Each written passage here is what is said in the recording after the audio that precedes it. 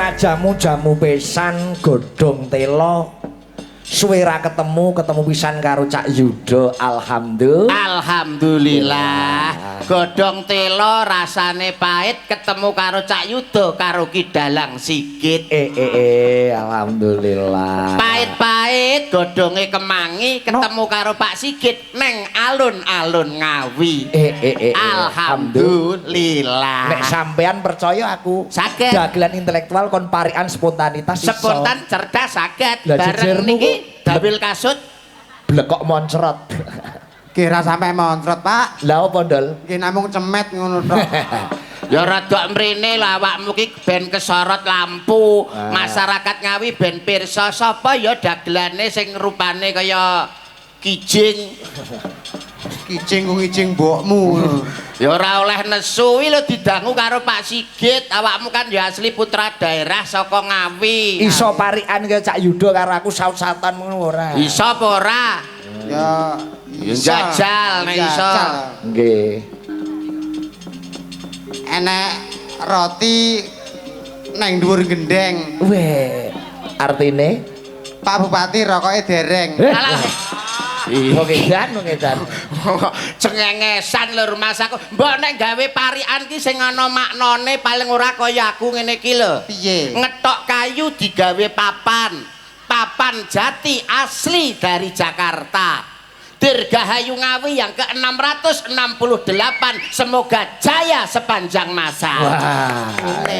Ngene, pinter canggih. Kowe ora paham kok marai Kabupaten Ngawi hebat Mas Sigit. Nggih leres. Masyarakat Ngawi ibarate kaya diujo, ibarate kaya ora leren hiburan wonten ing alun-alun Ngawi. Wah leres menika. Milai kala mben ketoprak saking kanca-kanca pepadi Kabupaten Ngawi. Kanca-kanca dalang do ketoprak. Benjing tesih ketoprak kanca-kanca permadani. Wah, luar biasa. Kirab budaya keliling kota. Masyarakat mirsani nggih kathah. Wonten pameran Tosanaji. Pameran keris. Lah niki keri sitok kerise iki. Apa? Oh cangkem tak kira keris. Cangkeme padakno keris. Niki lah dalu punika nggih hebat luar biasa ngrawuhke panjenengan Ki Sigit Arianto dalang kondang dari Kabupaten Rembang yang sudah mendunia dan sudah melegenda. Aku 1-0 karo kowe Cak Yuda. Pripun? Sampean kan Ngawi aku Rembang. Nggih. Hari jadi Ngawi. Sampean mriki. Aku ning kene. Hari jadi Rembang mesti kula genti mrika. Ora wong Rembang sepi ora ana apa-apa. Kono ya jolang kowe kok. Ya ora apa-apa ngono. Ya sampean sing pindah mriki mawon. Mboten ya sumben nek ana Titi Wanci sing prayoga. Luar biasa saestu panjenengan pirsani guyub rukune warga masyarakat Ngawi. Tiada tandingnya. Tiada tanding mirsani pagelaran wayang kulit kabeh padha lenggah. Tolok ukur seprovinsi Jawa Timur. Tolok ukur Jawa Timur duduk sama rendah berdiri sama tinggi tidak membeda-bedakan kasta walaupun kuwi pangkate dhuwur kabeh ya padha lenggah. Niku menandakan kekompakan dan keguyub rukunan. Neng daerah liya mboten enten lho Pak Sigit kados ngeten niki. Mboten enten. Daerah liya sok karo tangga gak gelem nyopo. Karo dulur wis gak gelem akur. Tanggane tuku kulkas atine panas, tanggane tuku gelang atine melang-melang, tanggane tuku kalung atine bingung, tanggane tuku ceret lho mencret niku. Bayu. Tapi nek masyarakat mriki jenengan pirsani hebat ta. Niki mengke ngantos dugi enjing, malah keporo enten sing mboten wangsul. Lho sebabe Gak duwe omah kok. Masa sampe ra di omah. Wah niki nggih patut tinulat dalam rangka hari jadi yang ke-668. matur nuwun kali Pak Bupati, Pak Wakil Bupati. Nggih duwi tunggal panjenenganipun Mas Oni, Mas Antok menika apa itu termasuk duwi tunggal. Dua yang menjadi satu tujuannya membangun Kabupaten Ngawi supaya tumbuh berdaya dan berbudaya. Sing penting niku ngoten. Wong niku harus mempunyai berdaya kemandirian. Orang itu harus mempunyai berdaya saing yang tinggi. Betul. Ora aja jagakne nek kowe jagakne dagelan tok. Jagakne seniman tok ya nggih mboten ngoten nggih Pak nggih. Wong kuwi kudu tekun Sapa sing tekun bakal ketekan, sing temen mesti bakal tinemu. Aja lumuh ngangsu kawruh, aja sungkan golek pengalaman. Paling ora awake dhewe iki aja mung jagakne dadi seniman. Budidaya kudu obah, kudu gemregah. Kaya aku contone Piye kowe? ndagel prei mboten bingung kula. Lah pripun sambene apa Cak Yuda? Lho mboten ngertos sampean kula. Mboten. Kula sakmenika mbuka pijat refleksi. Wah. Lanipun menika ya sinambi karo tak umukne, tak pamerne, sinambi promo warga Ngawi sing lara, sing gerah mbok tenggen kula merga kula sakniki mbuka pijat refleksi. Weh lah. Ngarep omah kula bar tulis gede. Tulisannya apa? Panti pijat mara jengat. Wong mesti tertarik, lagi ndelok judule, lagi ndelok tulisane panti pijat mara jengat. Wong wis mesti kagum kalih niku. Nggih, seperti Segala macam lara tak atasi musuh aku. Mosok Ya iya no. misale Apa? Misale tukang ngendang, Tukang kendangnya apa? tangane loro, Keseliu. kesliu, Sing tengen apa sing kiwa? sing tengen. Ya langsung ae to tangan tengen dicandak pijeti nil nil nil nil plurut mak serut terus didilat. Sing marai mandi mergo dilatanku, ilatku ki mengandung rajah ala cakra. Mari niku. Mari dengan seketika wong mergo saka lidah mengandung kala cakra, Pak. Upamane Napa, Mas? sirah kula mumet, sirah mumet. Sirah mumet, berarti sing mumet lah sirah. Migren. Migren berarti kan nggon sirah. Nggih, sirah. Langsung sirah dicandak, pijeti nil nil nil nil urut mak serut terus didilat. Mesti waras seketika mergo dilatanku mengandung rajah kala cakra. Lah nek misale bal-balan terus sikile kesleo, Sing kiwa apa sing tengen? sing tengen. Sikil tengen candak cek pijeti nil nil nil nil plurut serut didilat. Mari mergo saka dilatanku. Awit duweni raja. Kala cakra. Lah nek upamane aku lara hernia. Lara napa, Pak? Hernia. Umpamane sing keselio tangane ya, iki tangane dipijet nil nil nil nil plurut rut dijilat belet mari. Sirah ya nil nil nil nil plurut rut dilat mari. Belet mari. Nggih. Aku lho lara hernia. Lah umpamane nek keselio tangane niku lah nil nil nil nil plurut rut dijilat belet ngono ya. Nil nil nil nil plurut rut dijilat belet mari, Pak. Lah nek aku ki lho Lara napa? hernia. Tangane pemane. Lah iki jane ngiso apa ora to? Lah aku nek hernia urung lulus kok aku. Lah nek mondol ngerti. paham. Ana mbok umukno nang kene. Lho, kowe berarti paham masalah hernia. Halalan hernia iki paham lho, Ini Mas. penyakit gawat lho, angel lho tambanane. Aku urung sempat nil nil nil apa meneh dilat ya aku urung tau nek hernia. Angel perkara kowe ra pelajari. Kowe ngerti penyakit hernia, kowe iso nambani Iso. resepnya apa ndol? Resepe esuk nggodhoko banyu panas. Weh. Godhog banyu panas, Banyu panas. Terus? wae uyah grosok sak gegem. uyah grosok sak gegem. Plungno. Plung. Plung. Panas esuk, kok. heeh. Esuk dioserne. Sore Sore dioserne. genep pirang dina wi? Genep enek 2 minggu, Mas. Waras mesti. Ora Lah terus dadi ndok asin. Wong edan. cengengesan iki kok iso. Bakunipun dalu menika remen sangat sembahipun kali Pak Bupati, Pak Wakil Loh. Bupati, panitia sedaya para Nggih, Forkopimda malah sedaya OPD jajaran camat, kepala desa sedaya sami rawuh nyengkuyung pagelaran dalu punika Pak Sigit. Nggih, laras, Wong Ngawi niku berdaya ya berbudaya. Budaya. Ora empeh-empeh wong jenenge Ngawi. Ngawi kuwi saka tembung ngawiti. ngawiti. Ngawi ki saka tembung ngawiyat. Ngawiti ki tegese mulai, ngawiyat ki tegese dhuwur. Sapa sing wiwit saka Kabupaten Ngawi insyaallah bakal mumbul dhuwur kuncara hanjayeng bawana. Niku Kabupaten Ngawi. Padake sembarangan kok kowe iki. Awake dhewe cah Ngawi kok. Mulane ya nuwun sewu, kaya Pak Sigit iki termasuk dalang pilihan. Pilihan.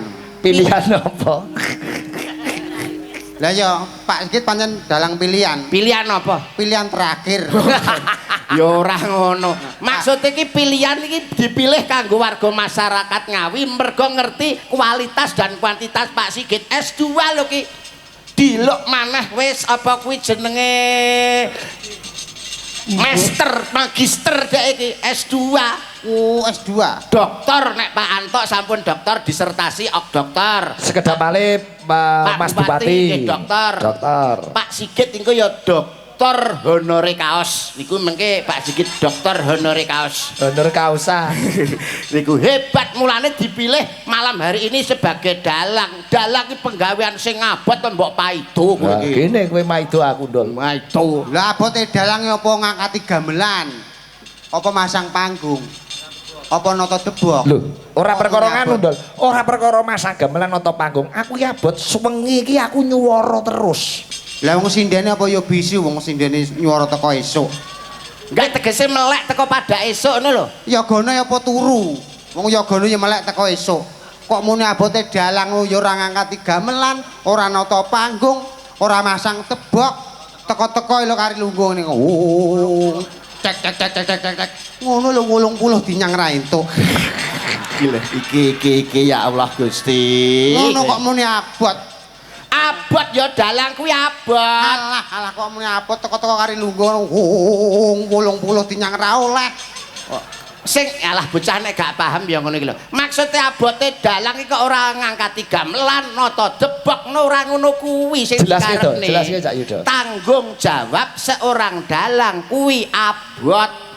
Pagelaran malam hari ini sukses dan tidaknya kuwi lho tergantung Pak Sigit, tergantung dalang. Ngono lho cah kucluk. Alah ya ora. Lho, iya, mergo posisiku ki sebagai konduktor ning ngarep sing mimpin kanca-kanca. Alah, suksesnya pagelaran bengi iki ora perkara Pak Sigit, ora perkara dalang. Lah suksesnya pagelaran malam hari ini lho tergantung apa? Tergantung genset. Lho, enek dalange, enek yogane, enek sindene, ora enek gensete. Apa arep garingan? Pedhot gorokane no Mas, Mas. Dol. Tak sekakne kuwi. Pertunjukan malam ini sukses ora mergo genset. Nah, Ning mergo solar. Lah iki aku setuju aku. Ana gensete ora ana solare. Mau isi apa? Banyu peceren. Biar ora kowe. Solar wis angel golek-golekane. Bengi iki iso sukses ora solar. Sing penting ya ora solar tok. Lah apa? Sing penting pom. Enek solare, ora enek pome. Lah arep tuku nang ndi? Ngene bakul Lombok, ora enek, Mas. Iya. Berarti sing penting apa? Berarti sing penting Sing penting pom. nek ngono sing penting ora pom. Lah apa? Sing penting lemah utawa bumi. Nek gak enek lemah, mbok encepne ndi pommu, Mas? Ngok deke pondasi ning ndi? Ah, lemah bumi wi penting. Sing penting ya ora lemah ora bumi tok. Lah sing penting apa? Sing penting Allah Subhanahu wa taala. Wis kok iso langsung mbok jujuk merono wae. Slender sanga kangge. Rantang rono ya engkel-engkelan tok. Iki lho slindri sanga. Apa? Presindene tanjangi. Oh siap-siap, monggo-monggo. Mumpung disiapi kok sing mbok senengi sing ndi. Nah, menika cobi nomor setunggal kali 3 Mbak Eni rumiyin sing wis putu loro. Alah nineh. Kok nineh piye? Kok petuk karo ni lho Lah bengi. beli aku petuk ni. Seleramu ketoke ni. Nah, ayo Sebenarnya Mbak Eni. Allahumma sholli Salim ala Sayyidina wa maulana Muhammadin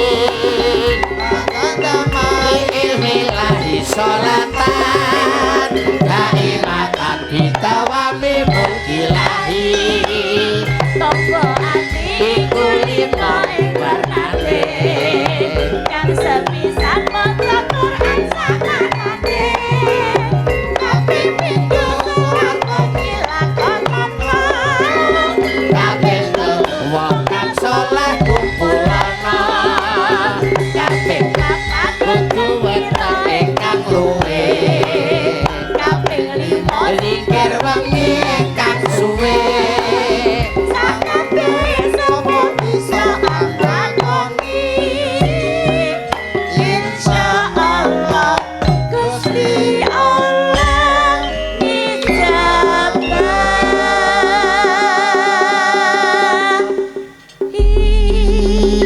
Sugeng dalu Mbak Eni Wulandari. Mbak Limbuk Yong Jange. Alhamdulillah pakurmatan kanca-kanca cakran ing Rat saged sowan wonten Kutha Ngawi. Alun-alun Ngawi. Sangat nembe niki tekan alun-alun Ngawi. Nggih. Menika ambal warsa utawi ulang tahun yang ke-668 mengucapkan menapa panjenengan Mbak Eni? Mugi-mugi Kutha Ngawi Nggih. tansah pinayungan dening pangeran. Amin. Antuk berkah kutane maju, Amin. rakyate guyub rukun. Amin. Ki pokoke sukses selalu tambah jaya. Amin. Hebat. Ki awakmu ketemu ni ki lho. Awake dhewe iki kaya kejugrukan Gunung Sari kaloberan Segara Madu. Ketemu karo wanita ayu rupane mbranyak pasemone jan kimplah-kimplah kaya duduh gule. Yen disawang ketok. Piye lho Mas Mondo? Bejo ki ora kaya wong, nek cilaka ki ya ora kaya wong. Ning nyatane bengi iki kowe kebebjan ketemu karo gendaanmu ya ora. Kaya kendaan lho iki. Lah apa tandal? Wong wis ana anake barang kok Wah wis 10 tahun ra duwe anak karo iki kok. Lah kok iso 10 tahun ra duwe anak iki lho perkarane apa? Ya perkara aku mbiyen iki Ngembat ilmu. ngembat ilmu. Ilmu apa? Ilmu lembu sekilan. kok lembu segi. Wong perkara ilmu lembu sekilane kok 10 tahun ra duwe anak, ilmu lembu sekilan kan ya apik to. Nggo jotosan nggo gelut kan ya apik. Aku tahu to. Gelut ning terminal. Heeh. Ditonyo wong. Ketoke Yes, ketoke kena. Ketoke kena. Lah tapi Kurang sekilan. mergo aji Lembu sekilan. lah winginane ning alun-alun nek wong nggawa parang kan. Enak wong nggo parang. Aku dipanti bacok. Ketoke kena. Ketoke kena. Lah tapi Ya kurang sekilan. Wah, degdoyo lah kowe omah-omah 10 tahun kok gak duwe anak. Ya mergo aji lembu sekilan kuwi to. Lah pas bar dadi manten to. Heh. Malam pertama. Tak pas nek ketoke pas. Lah tibake. Lah bak ya kurang sekilan. Wong edan. Lah ngono iki mbok takokne Mimpi, ya, nek masalah 10 tahun gak duwe anak mbok takok karo aku. Lho kowe duwe resepe to? Aku duwe resepe. Resepe no. piye, Piye Mas? resepe? Gampang cara Jawa, cara alternatif. Wong kok rumah tangga suwe gak duwe keturunan gawa ning nggonku. Diurut. Oh, dipijat. Ora, Pijatanmu ora. ya dipijet nil. Mboten Mas, mboten diurut, mboten Diurut dipijet. iki piye tegese? Maksudnya diurut iki baraku terus sampean, terus tukang kendang, terus tukang son, tukang syuting lah. Salah situ enak Mas. sing nyantol. Genep. Iku ora diurut. Lah napa? Digilir. Genep Padake seminggu apa? ya remuk bojoku. Wong kok iso ketemu karo Mbak Eni, piye perasaanmu Mas Mondol? Mas? Sepet-sepet sawune entah, Dimpet-pet wis ra betah. pecute diseblakne. Wis kebacet kapakne. Degane kambil ijo, Bejane sing duwe bojo. degane kambil gading. Bejane sing iso nyanding. Bebasan pring kuning mangklung neng pinggir kali sapa wonge ra pengin ngetok. Lencir kuning merakati. Sapa wonge ra pengen nyipok. Ya iso nyipok lho sampean. Ini model ini dicipok muni lho. Muni piye? Muni mak puk. Coba Mbak Eni karo Mas Mondol gandrung. Ojo nganti kalah karo Kowe ra ketemu. Garang, garang. Piye rasane?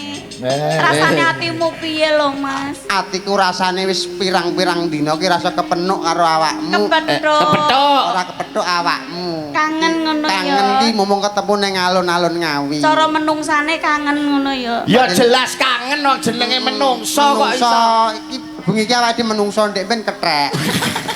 Ya biyen ya menungso, saiki ya menungso. Menungso ki ya nganggo kangen. Ya piye carane nek kangen? Slendro. Wah, slendro songo. Tindingane jajal ya Neng pinter. nong nene nano yo. Iso nek raga. Sinebut pahlawan putri. Ya Allah, ya Allah, gemes aku. Alah. Aja ngono to. Kok iya pinter suarane kok ya Eh. apik. Tak bales lho iku. Kene iki keri. Lah piye lho jenenge wong gemes kok, Mas? Nek gemes yo liyane kono aja kono. Lah terus endi? Tak bales aku yo gampang gemes. Tak bales lho. Mbok yo dibales. Nggone kae lho sing dibales sih nggone kae kok iso Lah, malah kok nggonku mbok ngenekne. Kayu rawani. Lah nyapa? Dilindungi badan hukum Apa badan hukum? BH. Modele kok Kowe iso. berarti ya wah ya iso gandrung nembang barang. Lho, cah. Suarane ya api lho. Apik suarane, raine sing elek. Ya nek pengen apik dicet no Mas. Dicet terus digawe Warna-warni. kembang. Warna-warni koyo pelangi kae. Ya Pak. Sriuning mustika Tuban. Alah, kok iso tekan. Kok malah Jula-juli lho. lho. Sri Huning Mustika ngono lho. Medun. Medun. Pramunggah. Sriuning mustika Tuhan. Tuban. Tuban. Tuhan. Kok Tuhan? Iki dagelan siji iki kok rumah saku goblok permanen.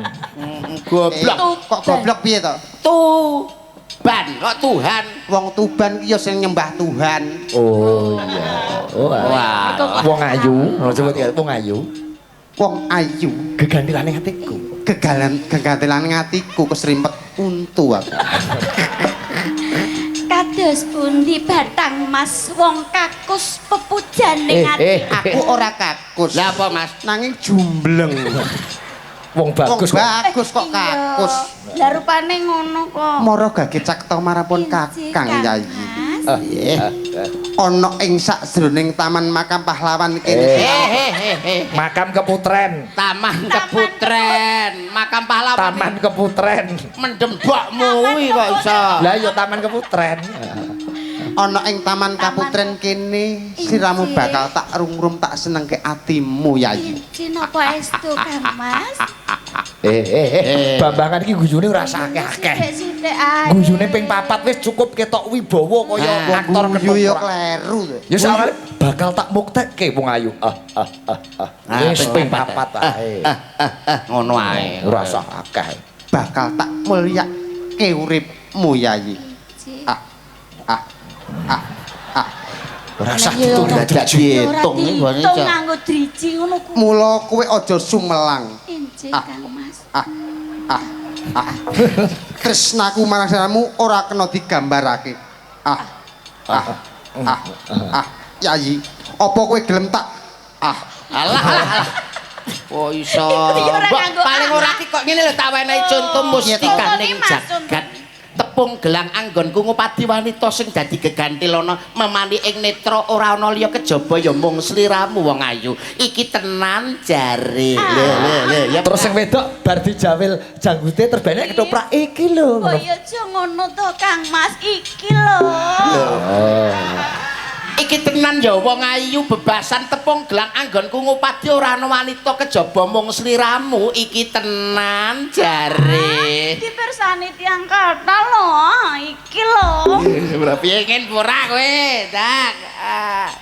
Yayi, Kados pundi? iki tenan jare. Iki lho, Yayi, Kang Mas. tresnaku marang sliramu ora kena digambarake. Iki tenan jare. Iki lho. Yayi, Injih. pirang-pirang dina iki aku mung tansah kelingan sliramu. Iki tenan jare.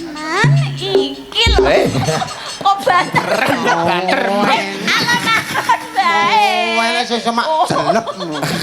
Wong edan. Coba Mbak Eni sing nembang. Genti, aku kepengin midhangetake. Aku kepengin midhangetke swaramu Yayi. Kang Mas. Putra Kanjeng Sira. Serasi. Lawe. Badhe tindak pundi Mbak Eni? Iki ajeng buak batang Mas. Batang untukmu pecah kuwi. Aja nesu. Pak Sigit ya ngono kok iso. Mbak ngene lho, Mbak umpamane kaya aku mlaku wong loro badhe teng Menti Mas Yuda ngono kan ya penak. Iya, ya. Entang. Badhe tindak pundi Mas Yuda? Niki lho nyontekne mbae niki. Malah nyuntene mbake sita gak batang. Wong ya ora oleh nesu. Ben Ora kok sikak nesu iki lho ngono dicopot lho. kuwi. Lah dalang ngene lho. Wong Adem lho dong. Ya sira iso kempling ya. Iso silau ngene. tak ganjel ngene lho. Ben ketok le wangun ben ora ketok sesek. Aduh. Sip wis. Kaya Puntadewa lho kowe. Yayi Werkudara. Ira-ira. Ya ora ngono. Iki sing diganjel sing ngarep lho, Mas. Lho, oh sing ngarep. Ngarep Jaluke bae. sing ngarep nggih nuwun sewu nuwun sewu nggih pancen ya. Mripate ketarik mung Elastis gasipun menika kan saged. Kono njaluke sing ngarep. sing ngarep. Ah, ngeten lak sae. Wah.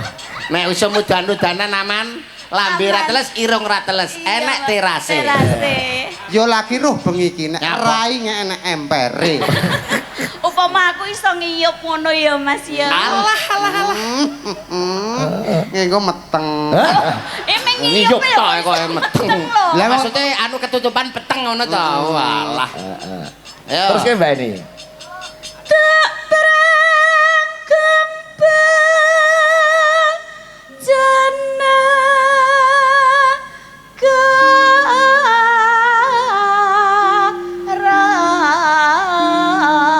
Yayi.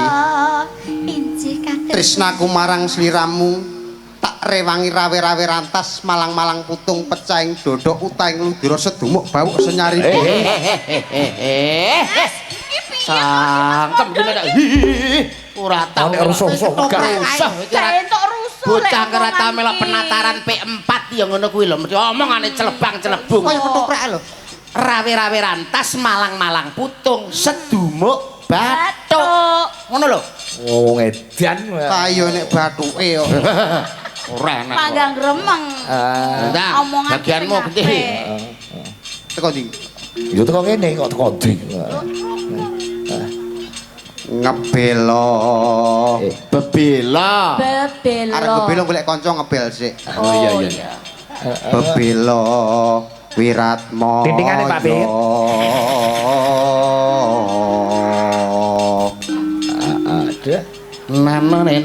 Bojone kok cak mondol iki kono ing laras. Pono saestu. Dwija krawitan ngoten. Nggih. Ah pripun no Luar biasa. mantasane para niyaga sebutane mawon empu pengkerawit to. Mas Kondol iki Pripun lho? lho. Empu pengkerawit. lagi ngerti Niki kan iki termasuk aku. maha wiku. Dijawara Brengeng. Mau iku kok malah dikeplaki. Apa-apa. ben encer maksudnya ya. Sing penting Dwijawara brengeng. Terus kene. Nano. Tan wurung sriuning gundul. Gugur. Gundul. Gugur terus digunduli. Sirah kok kaya pentol bakso. Bunder. Ngawur. Kaya katen bat. Lho, katembat kae pentol bakso. Niki senes pentol bakso, Mas. Lah napa? Niki ono tahu bulat. Digoreng dadakan 500-an langsung mbok dilat. Arep dilat ndasmu lho sapa kok Mosok iso. ndas kuwi. Landas sing di. Gonge Mbak Eni, Mbak. Gonge gonge. Nano. Mongko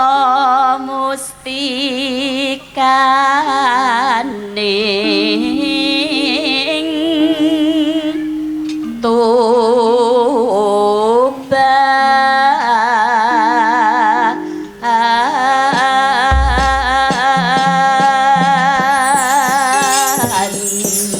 Support dikancani sepenuhnya Mbak Lila. Pak Sigit, Nggih. Yayasan Putra Pandawa Yayasan Putra malam hari Pandawa. ini dan juga Sawo Jajar Farm, Farm. nggih. Monggo nek pengen golek sapi sing berkualitas, sapi sing hebat neng gone Sawo Jajar Farm. Matur nuwun Cak Yudo kalau wingi sampun tumbas sapi kagem kurban saking Sawo Jajar Farm. Korban sapi mendet saking Sawo Jajar. Nggih, sing nyateti kula niku lho. Nggih.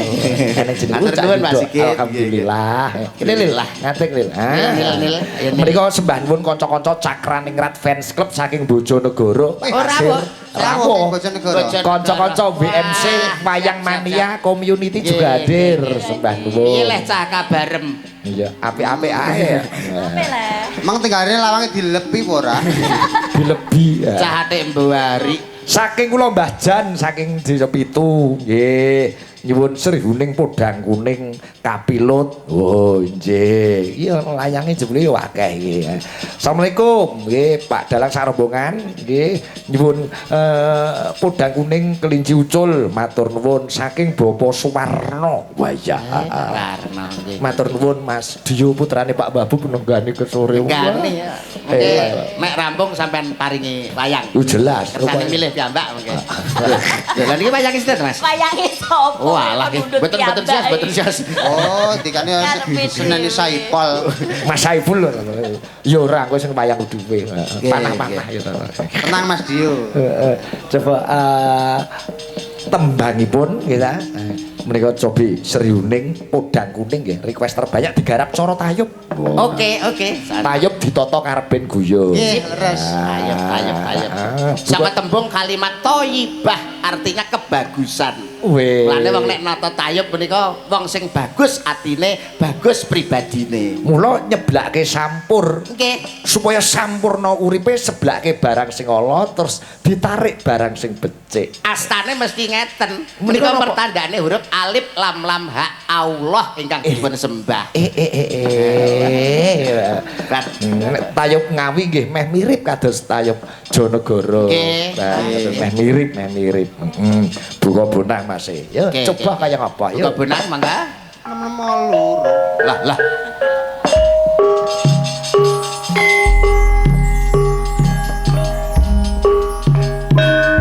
Serihuning karya Ki Haji Sukron Suwondo Blitar.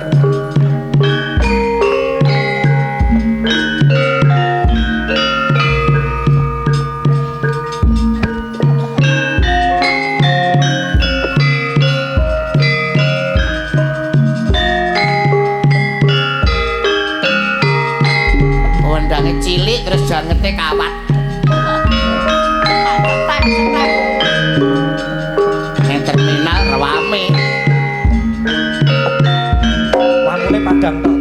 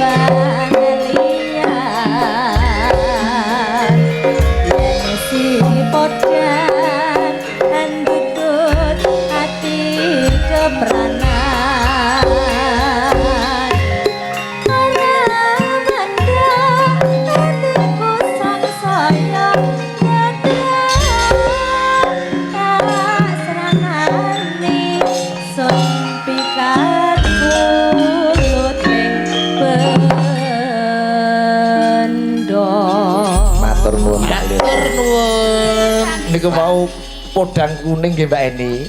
Nggih. Mbak Eni nek kon orek-orek lho. Ciri khasnya coba kene coba. Ora oke. Ora niku ngawi ya. Rembang ki gadah tapi ya. Orek-orek puniki kesenian sasri ngawi miarsa kakung putri.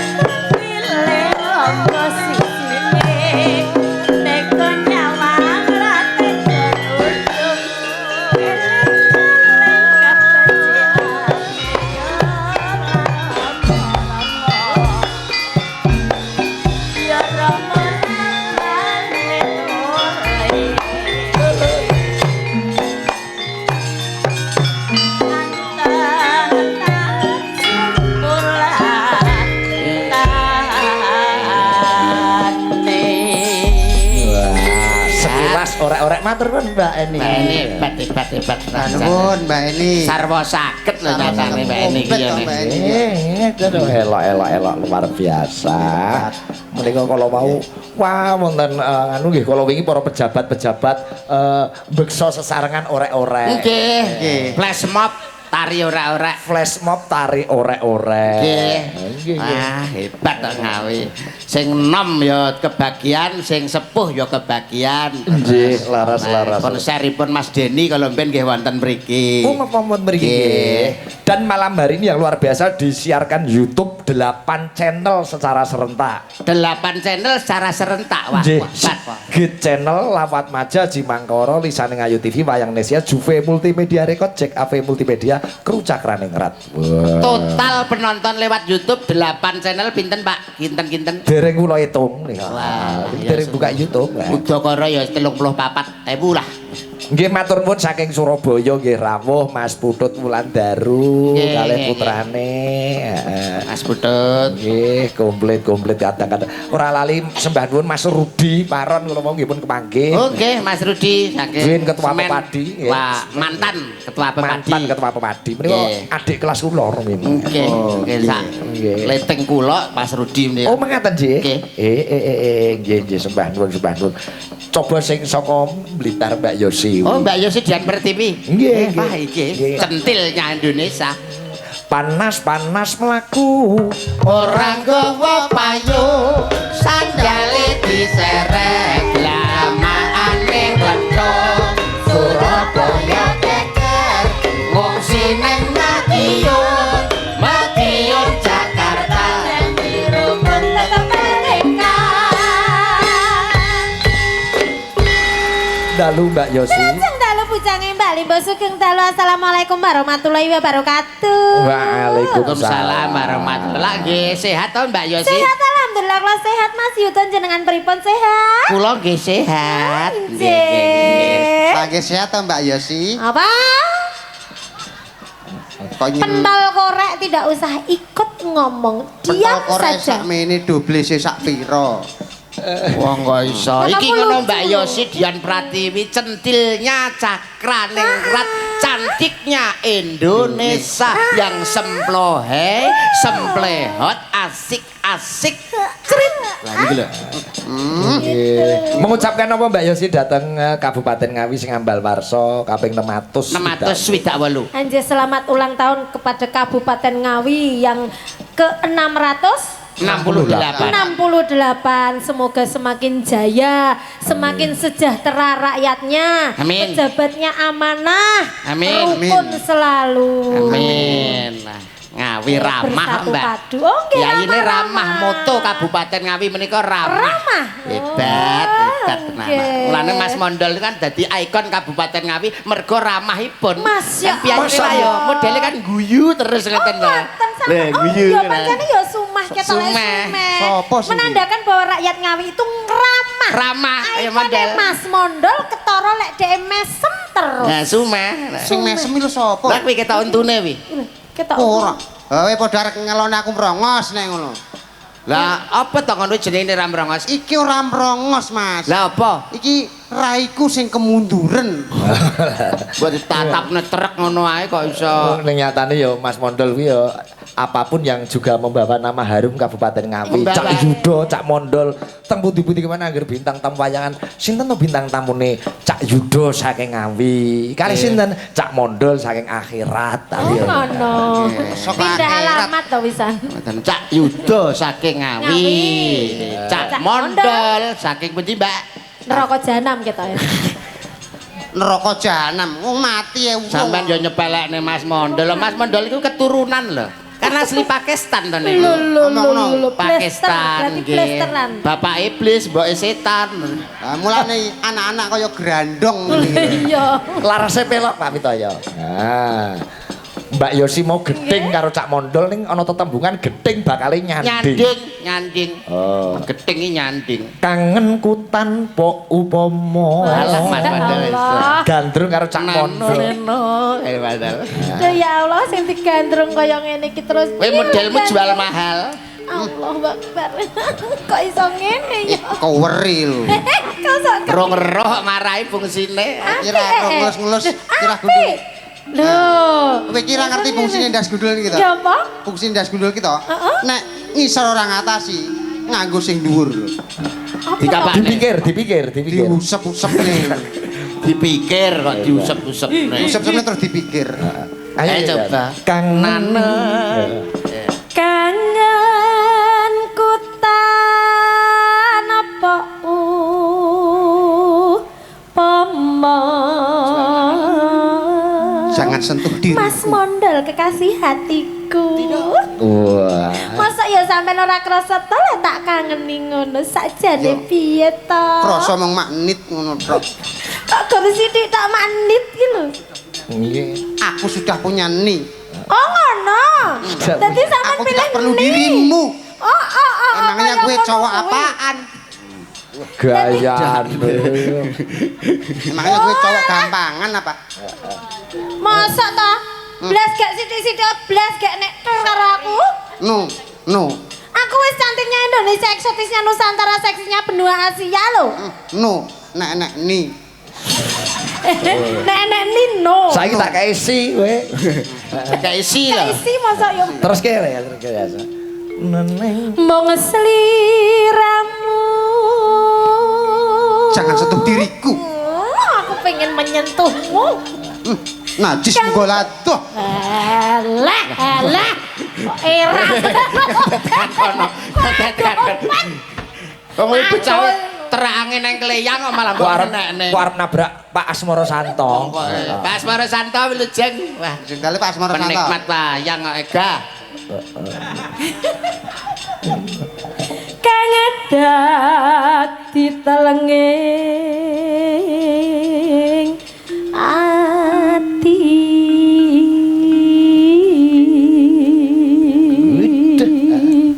Mbok genten aku sing dirungrung. Ndang. menunjukkan bahwa sampean kan ya iso nembang to. Suarane kan bagus. Kita nek mondol karo sampean ora gelem Mbak Yosi, geleme karo Mbak Ida. Ini Mbak Ida. Oh, Wes, Mbak Yosi karo Cak Yudo. Reunian zaman wayang wong jelas. Masa? Pada penarine, Mbak sitae Ida penari menika. wayang wong, sitae penari ular. Loh. Ular ngemplok ndasmu. Ora nesu. Aku nek karo Mbak Ila Dada ki malah gelem. Ida lala, ila dada. Kanjeng Paran Mondo Iso-iso panas Sembadra. ngono ya. dangu mboten pinanggih pakineo tindak madukara mboten kondur-kondur Kanjeng Paran. Iya Sembadra katarak nek iki. Ayo Sembadra. Gini ngopo aku suwe ra mulih ning Madukira. Madukira, matanem. Menapa paduka sampun boten tresna dumateng Sembadra kamangka Jaya Sembadra. tresna Aku njaluk pangapura. namung Yeto kagem paduka Kakang Mas kok panjenengan teka dumateng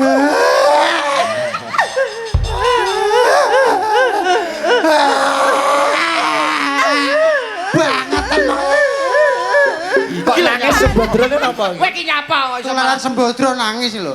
Oh ketut kowe. Ketut. Aku nangis lho. Ya digandrem Mbak Ida nembang. Ya ta, tutuke iki mau. goblok Wes leweng wong. Sing romantis. Wos lawas. Ndal kowe endi?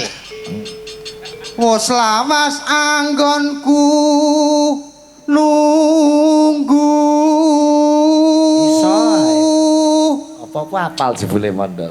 Yo ngapalne Mas.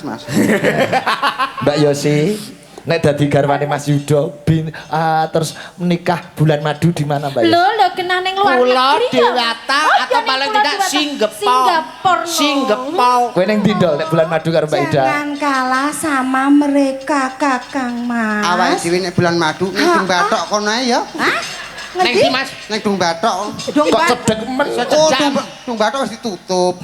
Ning Dawung ning Jik. kuwi iki bangsane apa kuwi? Bangsane apa kuwi? Lho, nggon begengge. Ngawur tak wabok sane kok. Cengesan Kok iki. ngono? Oh, Cak Yudo mana dari Cak Yudo? Kita- Sekarang Ngawi sudah bebas. Ngawi prostitusi. bebas dari prostitusi, tidak ada lokalisasi. Tidak ada. Oh, Sudah tidak ada. bersih dari penyakit masyarakat. Betul, karena sekarang zamannya online. Waduh, ae. Arek buka HP moro dhewe. Terus kan Mbak Ida. Baiklah. Mang tansah leledo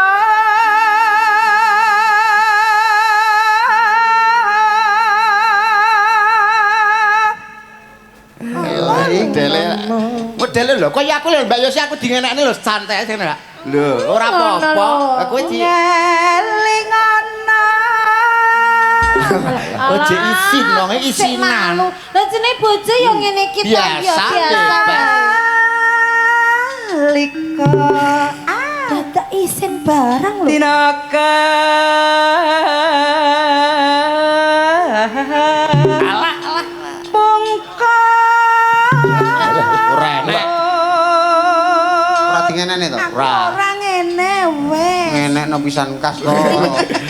Lah ya sing mesra kaya Mbak Yosi ya. Mana Siramu nate ngendika lo sayangku Kados pundi idolaku. sayangku. lho mas nek nyawang ki mang bercahaya ngono lho matanya kuwi sing berbinar-binar matamu ki lho sing kek ana Matamu dhewe.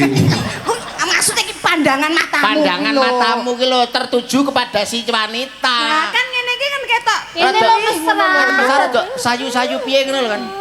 ndang to mripatmu ndang coba sing tengen melirik nengen dol. Sing tengen melirik nengen. Sing kiwa? Sing kiwa melirik kiwa. Nah, lho.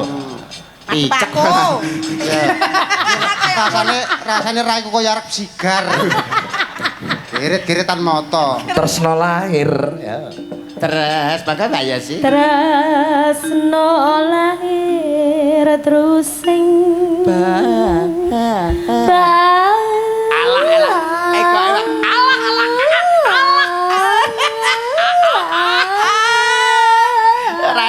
Raisa kaya gekku raisa. Dingkok-engkok ngono kuwi. Aku dikon-kon ndang.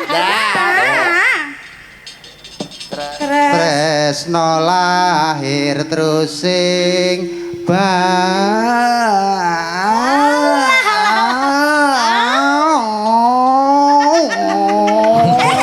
Kok dadi balapan? Kok malah dadi montor? Malah balapan iki lho. Piye to? Tresno lahir terus sing Nah, Mbak Yesi Baga.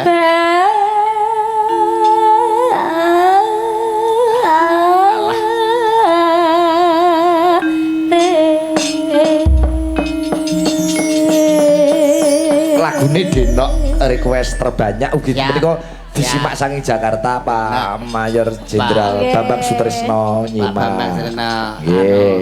Sembah nuwun, sembah nuwun. Wah, iki Siap, Pak siap. Purwadi sang Ngayogyakarta nggih nyimak, CFC Wow. Yogyakarta nggih nyimak, sembah nuwun, sembah nuwun. Heeh. Nggih, sembah nuwun Mas Iwan bose Putra Pandhawa. Oh, nggih, wonten wingking menggani Mas Nggih, Iwan. nggih. Wah, sone buange apik era karuan. Pak Toling barang nggih. Mas Toling sembah Nggih. Mas ngarsa komplit. Nah, Riyo coba yang lagune karo- Denok.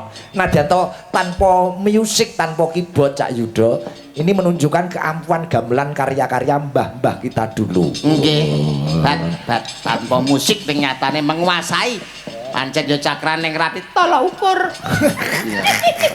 Coba Denok ya Mbak Yosi dan Mbak Ida Lala. Yo.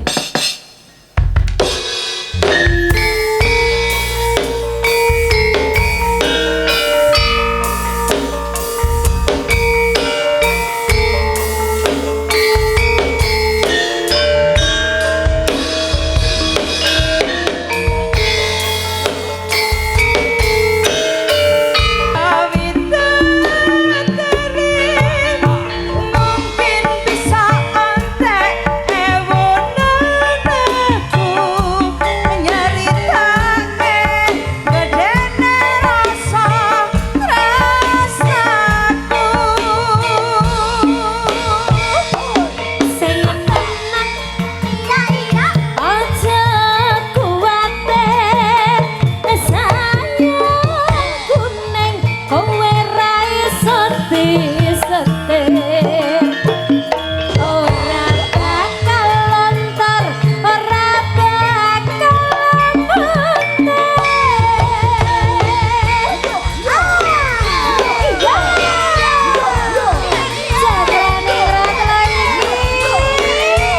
tambah Mbak Putri, Mbak Lila, Mbak Melani. Joget semua. Sayangku, sing ayu dewe. Mas Mondol saged lenggah.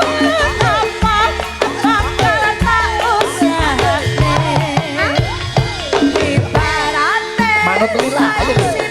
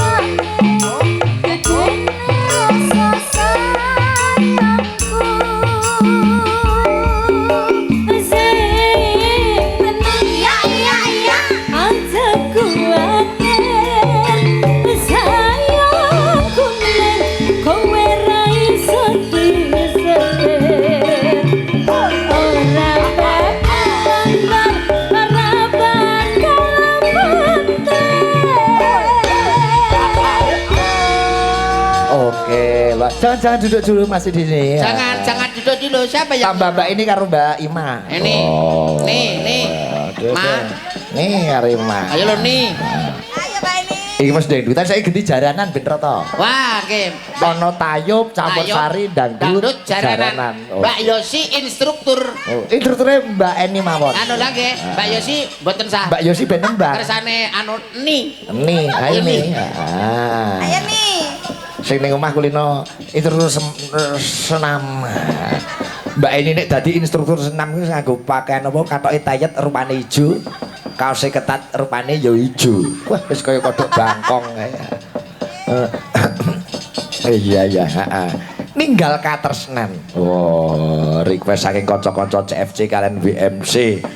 Nggih, matur nuwun Cakraningrat Fans Club kalian Wayang Mania Community lan komunitas-komunitas penggemar wayang sanese saged nyawiji kumpul dadi siji mapan wonten alun-alun Ngawi. Wah, luar biasa. Ninggal katresnan jarane trompete ya, trompete disebul ayo dicepakke mike. Apik tenan ketoke apik gawangan wayangan iki terus gabunge karo gamelan Cakraningrat kita iku wis kaya Cacak. Senen asta ngalir mawon.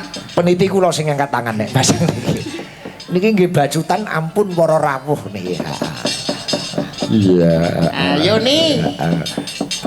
Ninggal katresnan, cok. Coba kaya ngapa? Yo.